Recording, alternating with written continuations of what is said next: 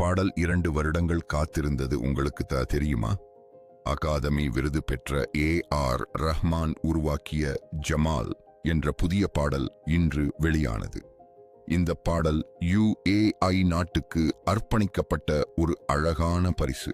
ரஹ்மானின் மகள் கத்திஜாவின் ரூஹ் நூர் பெண்கள் இசைக்குழு மிகவும் அற்புதமாக இசையளித்தது. ஷேக் சாயேத் விழாவில் ஜெய் ஹோ பாடலுடன் ஒத்திசைந்த நெருப்பு வேலைகள் கண்கொள்ளா காட்சியாக இருந்தது. ரஹ்மான் கூறுகையில், இந்த பாடல் உலக மக்கள் அனைவரையும் கொண்டாடுவதற்காக உருவாக்கப்பட்டது. ஜமால் என்றால் அழகு என்று பொருள். இந்த பாடல் எல்லோரையும் கொண்டாடுவதற்கானது.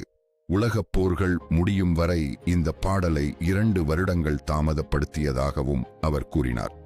இன்று நம்பிக்கையின் தொடக்கமாக இந்த பாடல் வெளிவந்துள்ளது.